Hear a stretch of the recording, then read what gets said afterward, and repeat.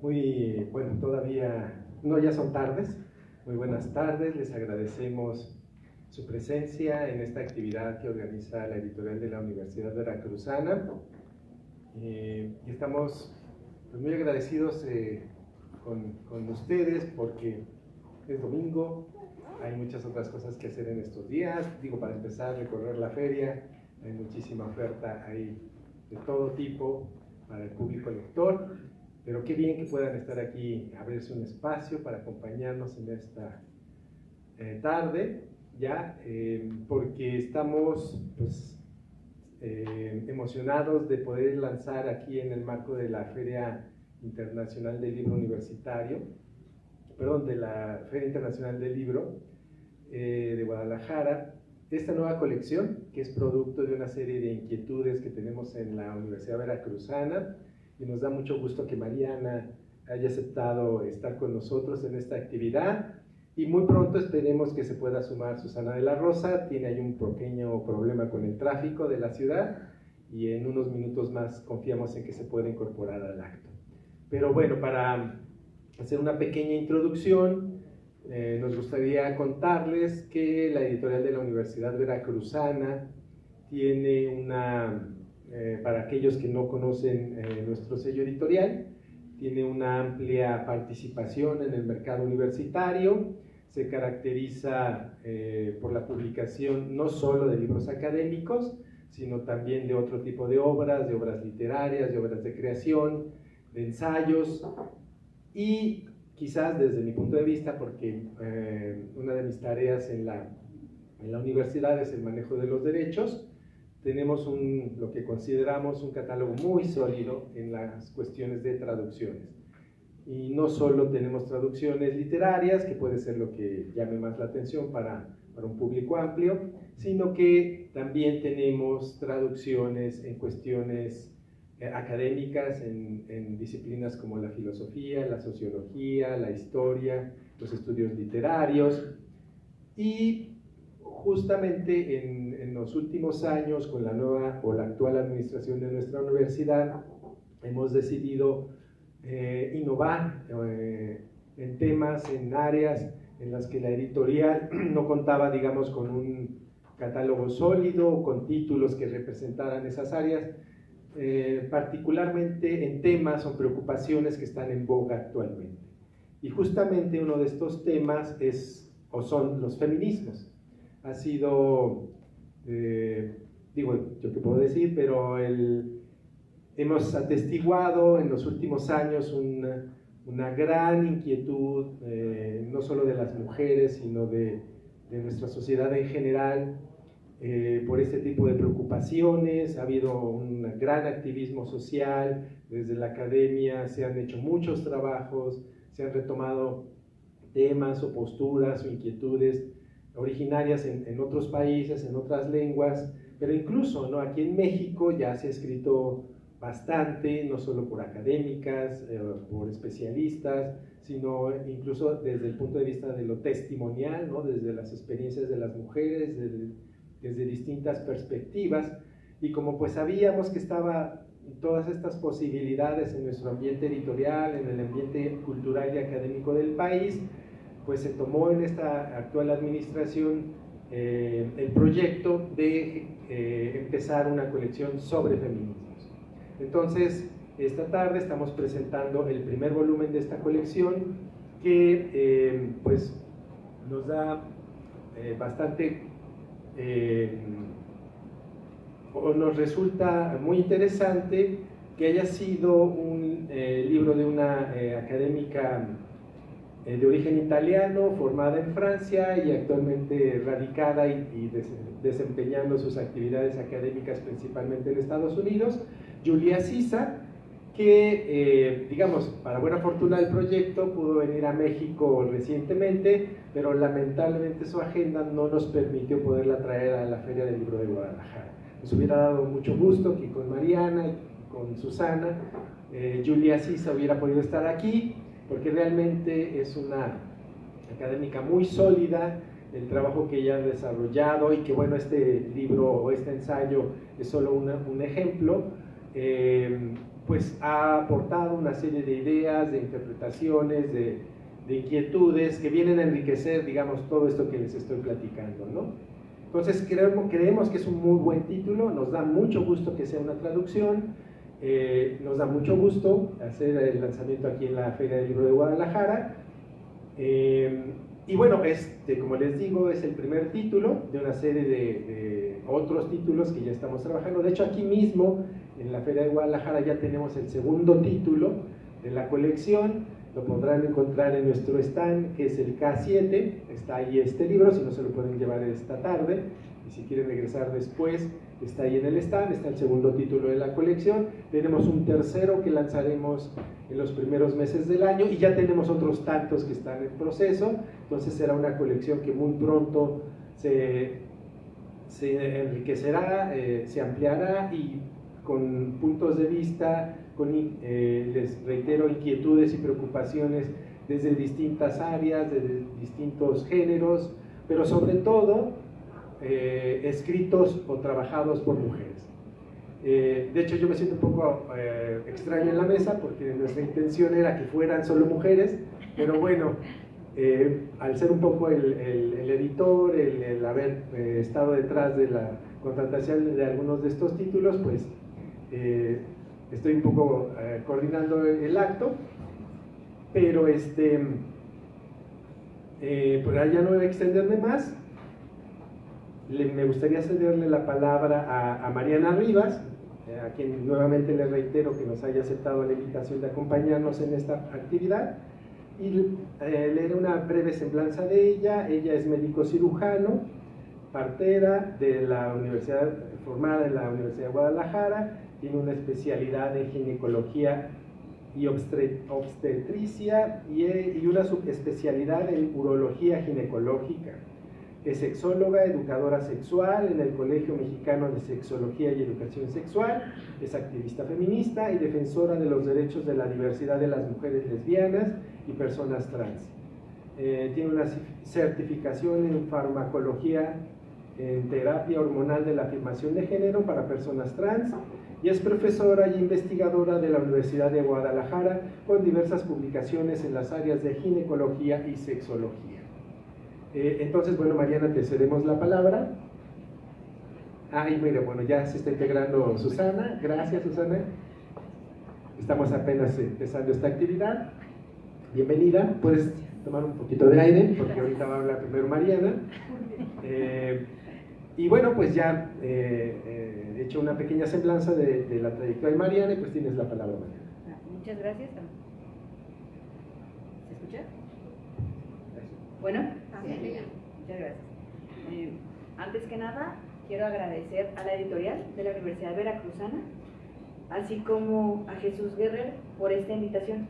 Para mí es un honor y agradezco infinitamente esta invitación. Creo que es un campo para que nosotros como mujeres empecemos a hablar sobre cosas que normalmente no se hablan. Esta presentación del libro de la doctora italiana Giulia Sisa, cuando yo le estaba leyendo, pensaba, ¿qué me está queriendo transmitir este libro de Giulia a mí? A mí como médico, a mí como mujer, a mí como sexóloga, a mí como parte de un universo que es la Universidad de Guadalajara, que es Guadalajara. Lo primero que puedo comentar es que este libro reconstruye los aspectos discursivos de una historia llena de prejuicios en torno a las capacidades sociales y políticas de las mujeres. Nos recuerda todo el camino que han trazado y derribado las mujeres para tomar las palabras, las decisiones, dirigir y gobernar. El título hace honor a su contenido, un desafío para la democracia. La autora nos explica con punto de detalle hechos históricos, hechos cúlmenes, que han construido los fundamentos que con el paso del tiempo se han hecho preceptos con respecto a la idea de que la mujer no tiene la capacidad de ser líder y por el lado contrario está hecha para obedecer. Giulia nos invita a reflexionar sobre cómo la democracia en la antigua Grecia promueve una igualdad fundamental, pero a su vez excluye a la mitad de la población nativa que nació libre, a las mujeres. La autora en su texto nos lleva a las profundidades de una cultura antigua, lugar donde nace la democracia. La autora nos explica: desde Grecia viene demos pueblo, kratos poder. Y como ella y desde sus inicios nos encontramos con ese fenómeno del sexismo, nos da explicaciones de cómo aparece. Nos comenta muy a detalle cuáles eran los argumentos, las creencias y los discursos por los que se mantenían a las mujeres fuera del demos y activos hacia este demos. La razón principal, nos comenta la autora, es la guerra. Para los griegos, hablar de democracia implica tener la capacidad de defender, de expandir y de brindar respeto y seguridad a la ciudadanía, pues gobernar implica, ante todo, defenderse. Es por ello que solo los cuerpos masculinos, con rasgos viriles, están hechos para el combate, pues tienen todo lo necesario físicamente para combatir, para ordenar, para luchar en la guerra, debatir en la paz y por ende gobernar. Es decir, la democracia era vista como una prolongación más de la guerra. Las bases de esta visión están fundamentadas en escritos del filósofo Aristóteles. Gilia nos dice: para poder contribuir activamente en los espacios políticos de la ciudad es imperativo dar muestras de andreia. Nos explica la autora, el término de andreia es el término griego que designa a la hombría, según la ética aristocrática. Entonces, pertenecer al género masculino era la primera condición que posibilitaba la participación en la actividad democrática. Cualquier mujer era descalificada en esta actividad. La naturaleza colocaba a los hombres desde esta visión innata en un papel de mando, pero no solo el cuerpo masculino dotado de una colección de órganos. Un hombre debía ser un conjunto de rasgos distintivos que lo situaban en su taxonomía de roles convencionales, pero estos roles exigían a cada instante un esfuerzo. Cito lo que comenta: ser un hombre no es cosa sencilla. Es necesario tener las cualidades necesarias para alcanzar las exigencias de la situación. La virilidad es una norma aspiracional. Concluyendo, la virilidad es frágil. A un hombre cobarde se le defendía como hombre menos masculino de lo que debería ser, ya que no responde de manera óptima al desafío de su cuerpo. La virilidad era la virtud fundamental. El valor era la mayor aproximación al ideal griego de andreia, es decir, la virilidad y el machismo estaban en conjunto. Volverse macho era para el hombre una experiencia larga, una experiencia transformadora y siempre susceptible de ser alterada. La autora menciona una frase muy interesante, cito: el cuerpo masculino, por consiguiente, es el resultado de una verdadera metamorfosis transgénero. Un cuerpo de un niño flexible y suave con cualidades femeninas poco bello se parece a un cuerpo de mujer. El niño al crecer va a volverse viril. Al convertirse en adulto, un macho adquiere características físicas contrarias a sus cualidades infantiles: piel velluda, voz grave, mal olor, sequedad progresiva. Es por ello que los estoicos ponían tanta atención al pelo. Ese pelo representaba a un hombre verdadero, un hombre viril. Y las características fundamentales para que un hombre fuera viril, según los griegos, era el calor vital, el cual era el responsable tanto de la pilosidad como del componente energético de la valentía. El verdadero valor era, ante todo, el valor del guerrero. El valor, la virilidad, del cuidado y del ciudadano guerrero es aquel que se parece más al valor por excelencia, aquel que enfrenta una noble muerte.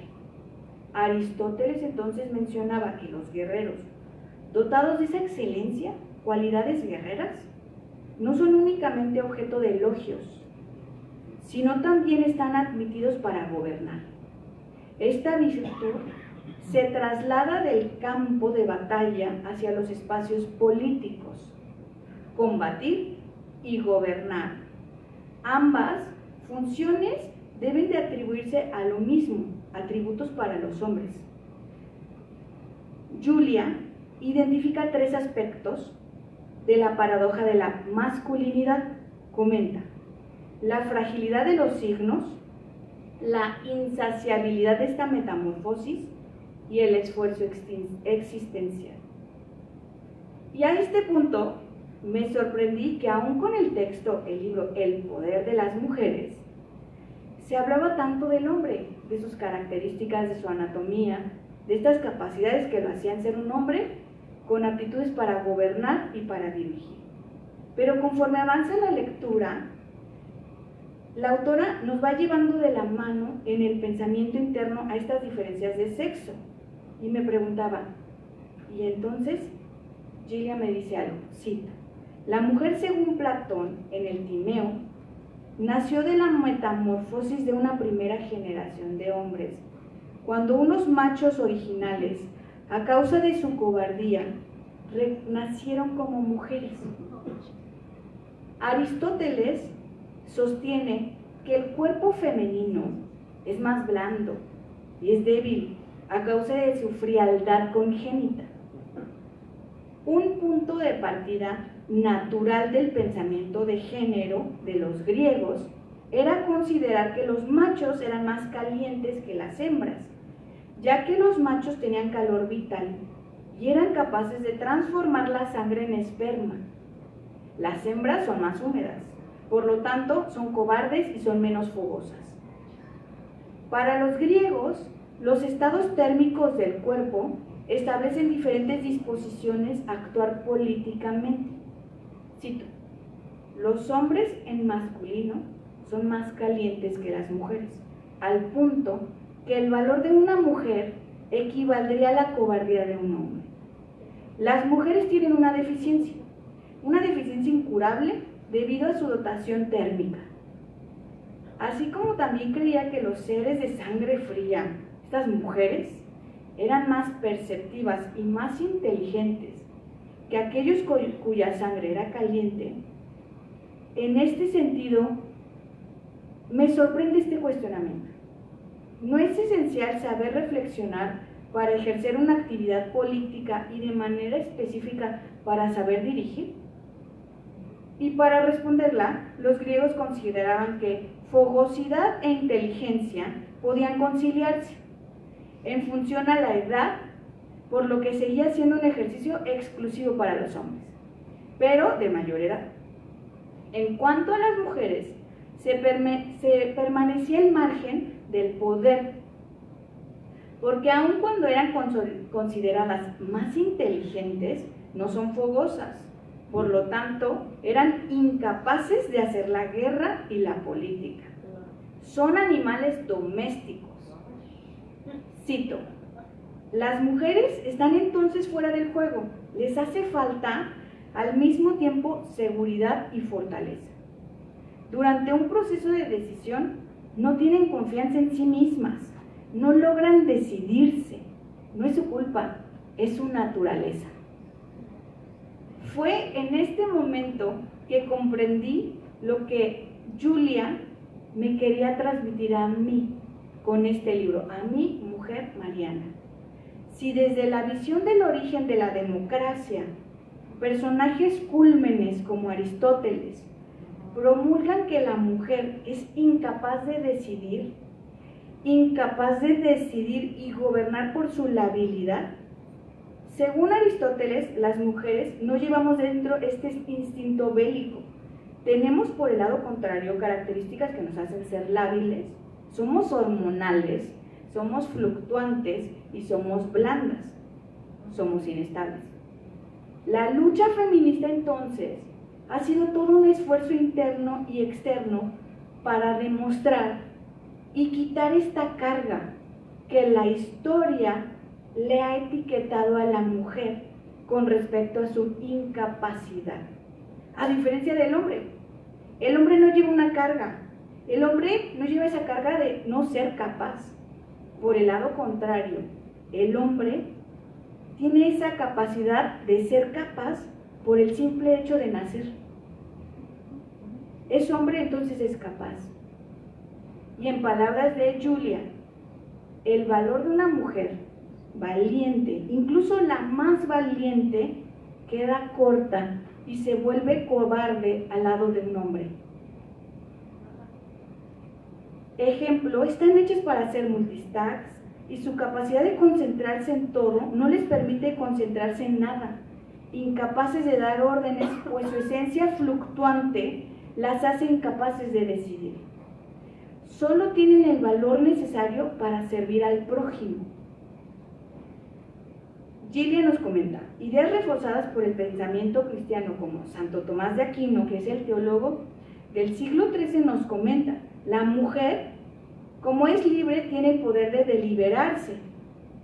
Por deliberarse significa que es inválida, y con justa razón, pues a causa de su blandura por naturaleza, su razón no adhiere firmemente a las decisiones tomadas, sino que rápidamente se aparta de ellas y por algunas pasiones, como por ejemplo la ira o el temor. La autora nos recuerda cómo este recorrido entonces de ideas irracionales y no pensadas han sido aceptadas por la sociedad. Así, esta idea de que la mujer es un ser verdaderamente irracional, porque su visión es materialista. El temor o la ira llegan a confundir su juicio, a corromper su razonamiento y a interrumpir sus proyectos.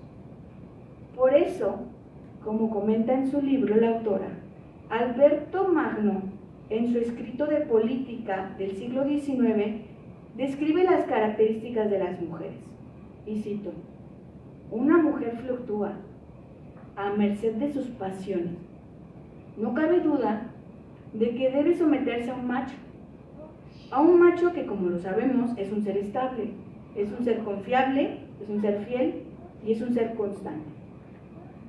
Así podemos englobar entonces a todos estos preceptos como esas bases en las que se fundamenta la visión de lo heteronormativo.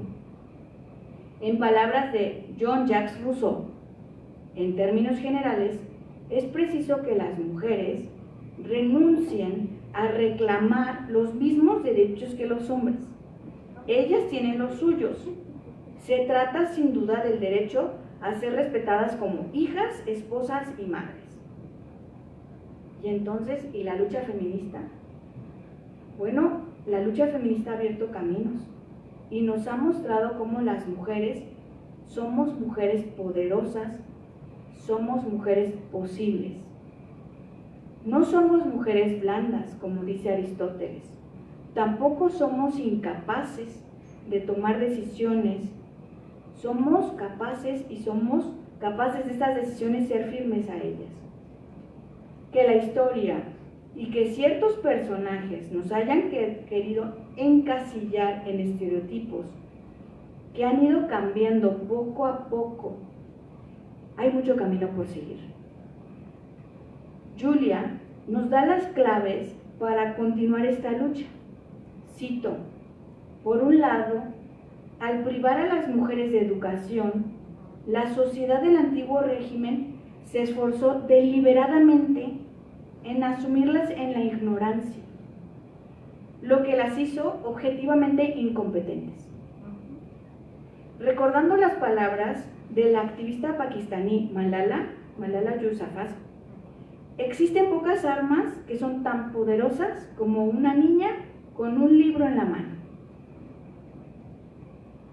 Les invito, sigamos luchando, alcemos la voz por aquellas mujeres sometidas a esta visión que nos explica Julia. Estas visiones heteropatriarcales de seres incapaces de enseñarnos que la mujer puede ser quien ella quiera ser. Actualmente, la Encuesta Nacional de Ocupación y Empleo del Instituto Nacional de Estadística y de Geografía INEGI del 2022 reporta el porcentaje de mujeres que trabajan en el sector público es del 44%. Ojo, en los puestos de nivel jerárquico menor, que son los puestos de enlaces. Ese 44% son el 49%. Y solo el 28% de las mujeres ocupan puestos en jefaturas de unidad o en subsecretarías federales. Hoy en día, como dice Julia, necesitamos un feminismo que apoye el respeto a nuestras intenciones, a nuestras prioridades, a las situaciones en las que elegimos interactuar de forma no erótica con los hombres y también con otras mujeres. Este libro nos recuerda la importancia de derribar antiguos preceptos, reconocer el insulto que se hizo a las mujeres disfrazado de filosofía y reconocemos con todas las actitudes exigiendo una democracia igualitaria e incluyente que tanto hemos luchado y seguimos luchando. Muchas gracias.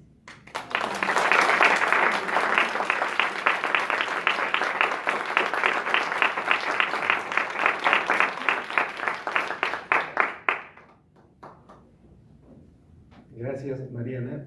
Creo que has hecho una muy buena presentación, muy buen resumen del libro de Julia. Supongo que Susana completará o ampliará un poquito la descripción del libro. Y bueno, pues justo qué bueno que estás invitando, ¿no? a partir de esta publicación pues a reflexionar, y me alegra mucho que la mayoría de las que se me sean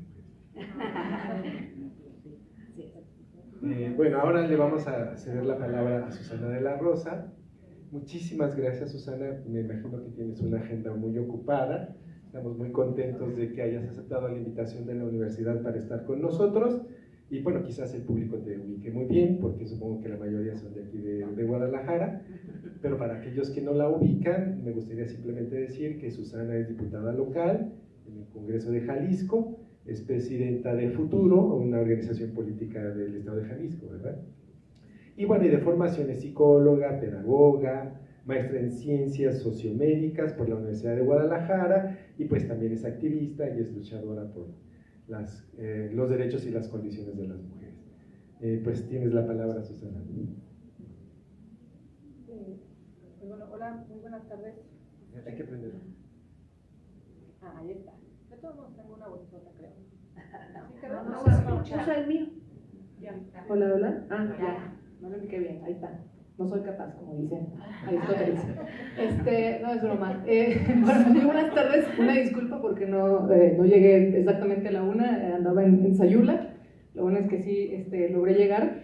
Y la verdad es que Mariana hizo una descripción impresionante de cada uno de los capítulos del libro. Yo aquí hasta me traje algunas de las hojas de anotaciones que estaba todavía pues terminando de procesar, ¿no? Y a mí me gustaría iniciar con lo que concluye la autora en el libro, que para mí fue algo como muy potente, ¿no? Porque la verdad es que leyendo el libro pues ya me andaba deprimiendo, más allá de sentirme feliz, ¿no? Y pensando como en mi actuar político, me invitaron un poquito más a mí como con el interés de yo compartir un poco de, pues sí, el ser mujer en política, ¿no? O en espacios de poder, de democracia, de negociación, ¿no? Que con mucho gusto les platicaré. Pero bueno, ella termina diciendo, en la era del Me Too y de Kamala Harris, leer un poco de Rousseau, Tomás de Aquino, Johan de Handún y sobre todo de Aristóteles, sienta bien, revitaliza. Lo recomiendo a quien quiera vivir bien en el siglo XXI, ¿no? La verdad es que sí me revitalizó leyéndola ya ahí, porque como ustedes escucharon a Mariana con cada una de las frases, ¿no?, que bien se mencionan como en cada uno de los capítulos, pues sí te agüitas, ¿no? Y entonces entiendes por qué como mujer ya vienen como algunos prejuicios desde el inicio de verte, y otras cuestiones que atraviesan, ¿no?, la identidad de género, la edad, etcétera, ¿no?, la propia forma en la que decides cómo vestirte, cómo expresarte. Desde ahí ya en algunos mundos, que les digo, yo voy a hablar como de la política o el Congreso en sí, pero de seguro ustedes también se van a sentir o se sentirán identificadas, pues en espacios académicos o de distinta índole, ¿no?, espacio laboral, etcétera, que cada una nos damos cuenta de cómo, pues esta situación de cultura, que yo sí diría que la autora muy bien, Julia, nos explica, en la cultura cómo se desarrolla desde el mundo occidental, que también es importante, ¿no? Nos sitúa en, pues obviamente al recapitular a un Aristóteles, a un Platón, a hablar de la filosofía occidental, pues cómo es que eso va entrando, y pues evidentemente como mexicanos y mexicanas pues estamos impregnadas de ello, ¿no? ¿Y qué es lo primero que se menciona? Pues sí, que no somos capaces, desde el tema del propio cuerpo que nosotras ya tenemos, ¿no? Pues es interesante cómo atraviesa la autora como la parte filosófica, pero también antropológica, ¿no?, de cómo se concibe que por el simple hecho, pues sí, de nacer como una viene pues al mundo, qué es lo que eso atraviesa en la vida de cada una de nosotras, ¿no? ¿Qué es lo que pasa? Pues que tenemos cuerpo para amamantar, para tener hijos, para tener hijas, que pues menstrua, ¿no? Y entonces eso también nos hace susceptibles y ser como no aptas, ¿no?, para la toma de decisiones, ¿no?, entre otras características que también se van mencionando como del cuerpo, ¿no?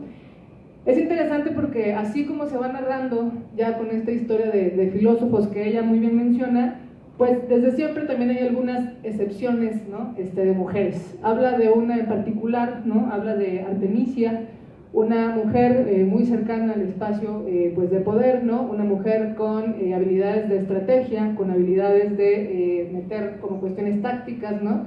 Y ¿qué es lo que ella dice? Pues que se concebía en ese momento que pues bueno, es que ella era una excepción de mujer, entonces eres hombre, ¿no? Y eso también ocurre cuando uno está dentro de espacios de poder, sinceramente, o uno está en lo político, porque es como, bueno, tienes rasgos masculinos, es por eso que lograste llegar ahí. Y a mí un poco me pasa eso, ¿no?, con mi voz y también por cómo me manejo o llevo, o sea, como si sí tienes ciertos factores o cuestiones como de hombres, ¿no? Pues entonces sí puedes entrar o puedes estar, ¿no? Y esto a mí me impactó muchísimo y por eso les decía, yo lo leí y me andaba deprimiendo, porque es algo que es súper actual, o sea, no es una cuestión que una diga, pues fue del siglo pasado y sí, los filósofos de ese momento y no sé qué, pues no, es algo que lamentablemente sigue ocurriendo y que culturalmente pues sí lo tenemos impregnado, ¿no? Y en este caso no hablo yo de los hombres nada más en específico, sino que como población, como sociedad mexicana, pues nos impregna cañón pues toda esa cultura de la que venimos, ¿no? Y bueno, de ahí pasa pues a un Tomás de Aquino también, ¿no?, que empieza a entrar ya no solamente la filosofía, sino también la parte religiosa, filosófica, de cómo esto también atraviesa el que pues el deber de las mujeres es otro, pues, ¿no? El deber de las mujeres siempre es, pues sí, lo privado, el quedarte como en el espacio de la familia, se puede decir, o de quedarte como, o sea, todo el tiempo está como diciendo, ahí ustedes se quedan, no es necesario, y además de no ser necesario es terrible, o sería un peligro que ustedes entren como a los espacios públicos, porque no pueden físicamente, ¿no? No pueden por su cuerpo, no pueden por el género que ustedes llevan, y además también la crítica de identidad de género que ella atraviesa muy bien. De ahí nos pasamos a Rousseau, que también habla, digo, son muchos autores, pero ya en el tema de Rousseau, con el libro de Emilio, les decía de inicio, yo también soy pedagoga, además de haber estudiado psicología.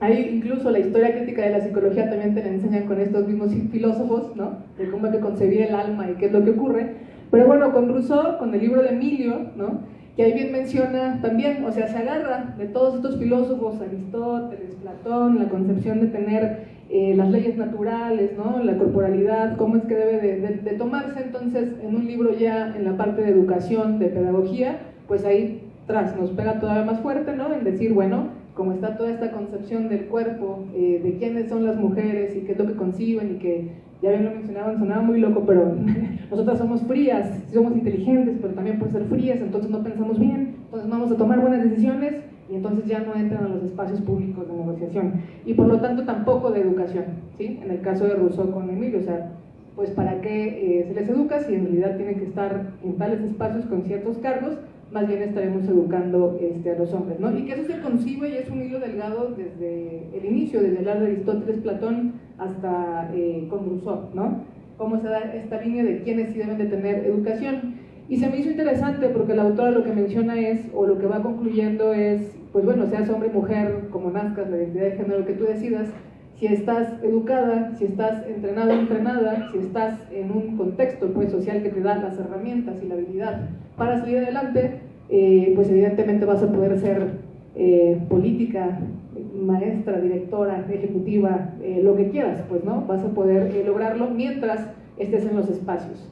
Entonces yo me la pasé pensando y digo, bueno, ha sido una lucha interminable de años para incluso nosotros poder decir, merecemos estar en esos espacios donde la educación que estás brindando pues a los hombres, pues no, nosotras también tenemos ese derecho de hacerlo, pues no.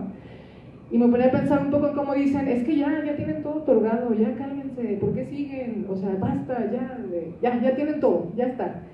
Y te puedes pensar y dices, pues no, en cierta medida no, porque sí se han abierto espacios, sí ya tenemos educación, sí estamos contempladas en la educación universitaria, ya tenemos salud, ya entramos a los espacios públicos, sí, sin duda, pero esa cultura de siglos y siglos y siglos y siglos detrás sigue acompañando o sigue estando presente, ¿no? Creo que por eso Julia dice, pues lean esto y espero les sirva para sobrevivir del siglo XXI, que es donde se están viniendo cambios intensos, pues, ¿no? De romper paradigmas, de aparecer distintos personajes de mujeres en diferentes áreas que no se esperaba que en los que se pudiera lograr llegar, ¿no? Y eso, pues, hace un choque cultural fuerte. Entonces, bueno, yo ya me fui motivando un poco más, ¿no? Pero se va tomando un poco más el tema de cómo nos siguen rigiendo las leyes de la naturaleza. Eso sí me interesaría a mí mucho ponerlo sobre la mesa, porque por esa naturaleza, por esa concepción, por ese cuerpo que tenemos, es que se sigue pensando que no podemos tomar decisiones o no estamos con la apertura o el momento afortunado o específico, ¿no? Para poder sacar esto, ¿no? Y que además todas nos construimos nuestro camino en el espacio en el que estamos, ¿no? Yo sí considero que no se lo debemos a nadie. Creo que sí a la sociedad de manera general y colectiva, ¿no? Pero también a donde una va llegando, pues tiene que ver ya ahora sí con el camino que muchas otras más nos han abierto desde hace años atrás, ¿no? Y yo con esto les quisiera platicar más bien, pues sí, ¿no? Algunas cuestiones de, ya como mujer, y de seguro a ustedes les pasa, ¿cuánto hay que esforzarse y demostrar? Ella lo pregunta como en algunos de los capítulos. Yo decía, bueno, como el 300% o más, ¿no? Porque no es lo mismo cuando yo llegué al Congreso como mujer, que me ven de repente con una apariencia muy joven, me calculan una edad más baja todavía de la que tengo 31, a veces creen que tengo 25, 24, no sé qué yo, pues qué chido, ¿verdad? Pero eso no me ayuda tanto, ¿por qué? Porque hay un prejuicio desde el inicio en el que yo llego al Congreso, por ejemplo, a comparación de otros compañeros que no importa que sean más chicos o más grandes que yo. Al momento de llegar, y eso sí les quiero platicar yo, pues nada más para dar algunos ejemplos de cómo la autora es súper actual en lo que ella menciona, aunque se la pasa platicándonos del pasado todo el tiempo. Yo cuando llegué, tomé la voz por primera vez en el Congreso, sí, hice unas declaraciones fuertes, ¿no? Respecto a la búsqueda de las agendas, lo que queríamos luchar, lo que queríamos hacer, hablando del derecho a decidir, hablando de, bueno, una serie de agendas importantes también para las mujeres. Y un asesor del Congreso de base, que lleva una gran cantidad de años ya ahí, pues es el experto y es el que sabe cómo hacer legislación y escribir y de todo, se me acercó y me dijo que yo no podía estar hablando de esos temas ni podía estar usando la tribuna de esa forma, ¿no? Y que no gritara tanto, que yo estaba gritando, entonces que no era un espacio para gritar. Entonces la verdad es que a veces uno quiere ser muy amable y muy agradable, pero pues en otras ocasiones no se puede. Entonces yo le contestaba, bueno, número uno, ¿por qué no puedo gritar? Digo, si mis compañeros hombres, que ya también he escuchado con declaraciones, gritan mucho más que yo y hasta me estaban dejando solo el otro día, le dije yo, ¿por qué no puedo levantar la voz? ¿No? Y lo segundo, pues yo soy la diputada. ¿no? Y a eso me refiero con que yo quisiera ser amable y agradable, pero pues bueno, a veces uno tiene que dar ciertos marcos de autoridad, de decir, bueno, pues estamos en tal espacio todo, o sea, ¿qué es lo que está pasando? Con decirles que después este mismo asesor, fue una historia chida porque, bueno, ustedes saben que en 2022, el año pasado, a inicios del año pasado, se aprobó matrimonio igualitario, prohibición de terapias de conversión en el Congreso. Fue un proceso complejo, sí, yo fui la que empujó el voto por cédula para que saliera y todo, no me odien por eso, pero fue interesante porque llevando la relación como dentro de toda la negociación, de todo lo que había que sacar, con quienes que había que conversar y mover, digo, había juicios de todo, no voy a hablar de nadie, pero sí que mejor casamiento, ¿por qué matrimonio igualitario? ¿Por qué? O sea, como muchas cosas que eran complejas, pues bueno, se saca la negociación, yo tuve que hacer acuerdos con todos los grupos, ¿no? Porque yo soy solamente una diputada, entonces, pues lograr sacar 26 votos a favor del matrimonio igualitario, 33 en contra, bueno, a favor de la abolición de las terapias de conversión, pues fue un trabajo complejo, y sí, fue cumplir uno a uno. Cuando fue la solicitud del voto por cédula, por ejemplo, se había dicho, bueno, yo voy a meter ese trámite, pero pues no se va a decir quién, ¿no? En el Congreso se dice, ha llegado a mí como presidencia del Congreso una solicitud de una diputación para sacar adelante el voto por cédula, ¿no? Y entonces empezaron ahí, aunque había sido un acuerdo, que no lo íbamos a dejar procesar así, pues obviamente alguien por ahí levantó la mano y por qué, y quién lo está pidiendo, y bla, bla, bla, y empezó ahí como el tema rudo. Pues me animé a tomar tribuna y decir, pues fui yo, por tales y tales razones, vamos a movernos, salió adelante la votación, muy bien. Este mismo asesor que me dijo que no gritara tanto, cuando fue el primer día que yo llegué al Congreso, ese día me dijo, todo mi respeto, porque cumpliste todos los acuerdos, ¿no? Y bueno, tomé bien, dije qué chido, pero por otro lado dije, válgame, ok, tenía yo que demostrar y demostrar y demostrar y mover y hacer para ahora sí todo mi respeto, pues, ¿no? No por yo ya haber estado pues en ese espacio a partir de una campaña, a partir de un trabajo político, a partir de toda una trayectoria, pues se podía también dar un respeto, pues, ¿no? Había que tener un comentario a lo mejor no tan chido y luego una demostración de trabajo para decir, bueno, está bien, creo que medio la armas, algo bueno tienes, muy bien. Entonces, les digo, es compa, no es que lo esté criticando, pero lo uso como de ejemplo para platicar un poco cómo, de todos modos, los prejuicios de estas leyes naturales, de cómo hay que concebir el cuerpo de las mujeres, de cómo el pensamiento occidental, ¿no? Sigue como tan fuerte, hablando desde una filosofía de un tiempo pues ya de antaño, pues sigue tan presente, pues, ¿no? Pero el simple hecho de verme, no estoy diciendo, o de vernos pues como mujeres, no por otra razón, o sea, el prejuicio está ahí y lo que les digo siempre hay que demostrar.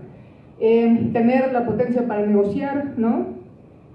Siempre se piensa que alguien más piensa por una, creo que ustedes saben más o menos de qué proyecto soy, ¿no? Entonces Kumamoto siempre está detrás de mí y él saca las negociaciones y él mueve y él hace y él es mi dueño.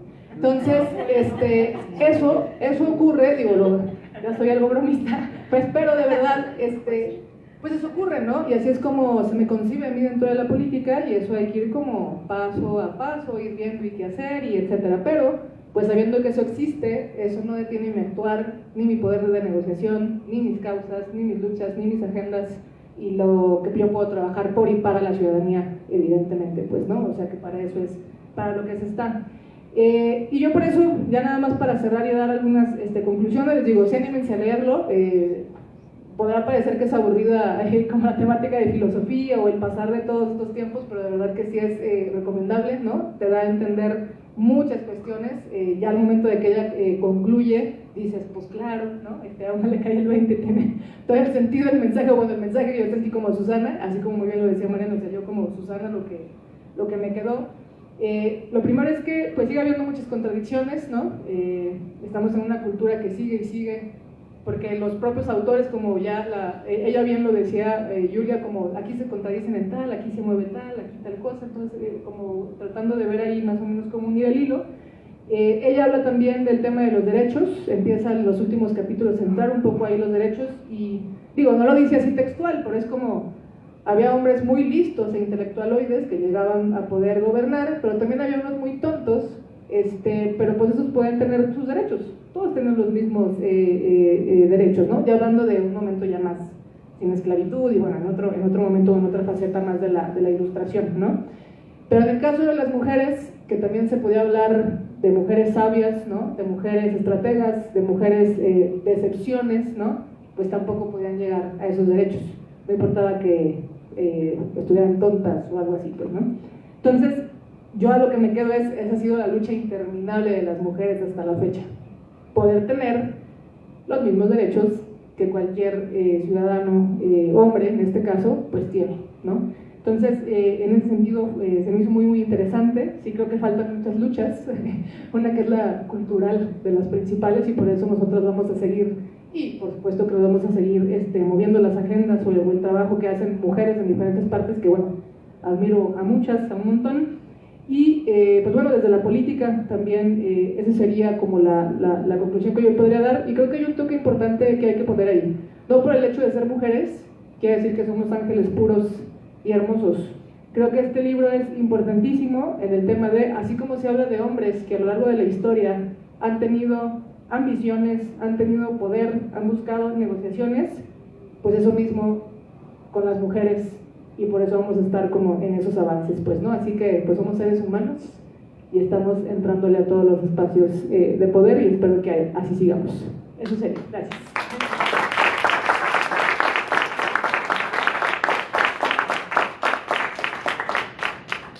Pues muchas gracias, Susana. También agradecemos tus comentarios. Y ya para cerrar, cometí yo creo que un par de omisiones al describir nuestro proyecto editorial, porque me faltó decir algo que creo que es también muy importante para las mujeres, que, digo, salvo la participación en algunos momentos de algunos compañeros en la editorial de estos proyectos, la participación de nuestras compañeras mujeres ha sido muy importante, empezando por las académicas de la Universidad Veracruzana, que están detrás de la selección, validación y revisión de las propuestas, y en el caso del libro de Julia Sisa, la traductora, o sea, también una mujer, Cintia Lerma, que realizó un trabajo extraordinario en un tiempo muy corto y que a la propia autora le gustó muchísimo. Y del equipo también de la editorial, bueno, la diseñadora, Enriqueta, ella hizo la propuesta de la colección, y también del equipo de editoras, pues varias de ellas participaron en la lectura, particularmente Magda, ¿verdad, Agustín? Magdalena Cabrera, nuestra coordinadora de editoras. Entonces también es un proyecto editorial donde las mujeres juegan un papel muy importante. Bueno, pues Mariana, Susana, mucho gusto, y qué bien que pudimos presentar este libro, y al público que nos acompañó esta tarde, una vez más, muchas gracias.